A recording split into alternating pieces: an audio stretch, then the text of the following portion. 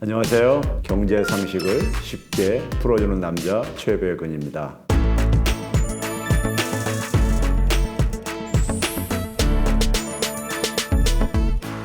경제 성장률 수치가 여러 기관들에서 좀 상이하게 될 전망들을 하고 있어서 그러는데요. 제가 생각할 때는 잘 나오면 한 1.9에서 2.0 사이는 나올 것 같습니다. 많은 선진 국가들이 2% 밑에 성장률이 지속되고 있는데 우리도 이제 저성장 시대에 본격적으로 진입하는 하나의 신호탄으로 이해를 하면 될 것입니다. 한 해 동안 경제활동을 할 때 그 경제활동의 규모를 결정짓는 요소들이 노동이나 자본 같은 거니까 우리가 이런 생산 요소를 얼마나 투입했느냐 이것에 의해서 결정되어지고요. 그 다음에 똑같은 노동력을 가지고 얼마만큼 많이 생산해내느냐. 근데 60세 이상 인구가 58만 명씩 증가하고 있습니다. 49세 이하는 한 32, 3만 명씩 감소하고 있습니다. 일자리를 잡을 확률이 높은 연령층은 인구가 줄어들고 있어요. 투입되는 노동력이 줄어들 수밖에 없겠죠. 이런 인구 구조의 변화로 일단은 그러니까 성장률이 떨어질 수밖에 없는 게 있고요. 보완할 수 있는 게 생산성 증가인데 생산성 증가는 단기간 내에 이렇게 쉽게 이루어지기가 쉽지가 않습니다. 그러다 보니까는 이 저성장 국면에 들어서게 되면은 거기서 참 헤어나오기가 쉽지가 않죠.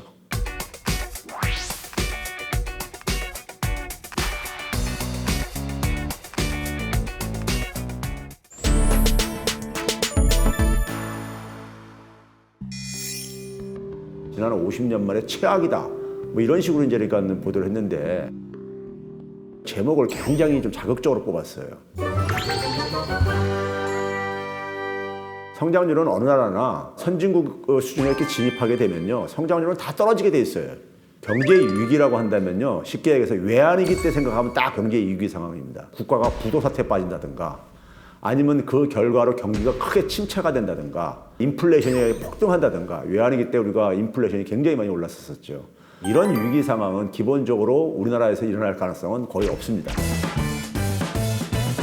세계경제포럼에서 국가 경쟁력 지수라는 것을 매년 계산해서 발표를 해요. 우리나라가 세계경제포럼 WEF 국가경쟁력 평가에서 141개국 가운데 13위를 기록했습니다. 항목별로는 정보통신기술 보급과 거시경제 안정성 분야에선 1위에 올랐습니다. 거시경제 안정성 가장 대표적인 하나의 통계치가 외환보유액입니다. 우리나라 지금 외환보유액이 4,100억 달러에 육박을 할 정도로 상당히 그러니까 우리가 충분히 보유하고 있는 것이고요. 두 번째는 뭐냐면은 국가의 재정 능력입니다. 많은 기업들이나 가게가 어려울 때 국가가 돈을 좀 풀어야 되는데 그게 국가 재정 능력에 달려 있는 거죠. 근데 우리나라 국가 재정 건전성이 전 세계에서 1위입니다. 채무가 굉장히 적다 보니까는 굉장히 양호하게 평가받는 것이고요. 경제 위기는 사실 그러니까 일어날 가능성은 제가 볼 땐 거의 제로입니다. 단지 이제 문제는 가게가 느끼는 혹은 기업이 느끼는 체감 경기는 좀 다를 수가 있죠. 과거보다도 좀 어려운 건 사실입니다. 성장률이 떨어지면서 기업들의 매출액이라든가 수익이 많이 줄어들었기 때문입니다.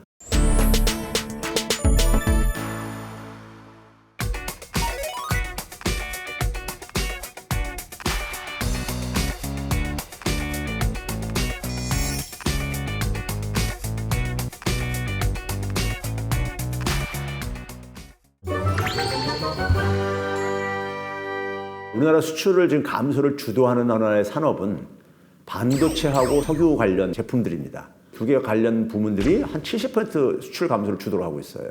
석유 가격이 2018년도 가을까지만 하더라도 한 1배럴당 한 75달러 안팎에 있었는데 2019년도 같은 경우는 한 50달러대로 쭉 떨어져 왔었거든요. 그러니까 석유 가격이 떨어지다 보니까 그 석유를 수입해가지고 만드는 석유 제품들 이런 것들이 수지 타산이 떨어지게 된 겁니다. 유가가 올라가야 되는데 유가가 그렇게 크게 올라갈 가능성은 별로 없습니다. 반도체는 세계 수요가 줄어들어서 생긴 하나의 현상이에요.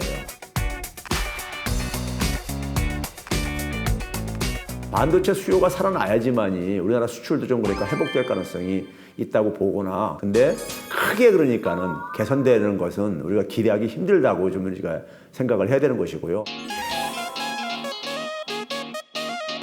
2020년 경제는 안개가 안 거친 상태다. 2020년 경제가 안개들도 거치고 밝은 날이 많이 찾아오기를 기대하면서 오늘 시간은 이것으로 마치겠습니다.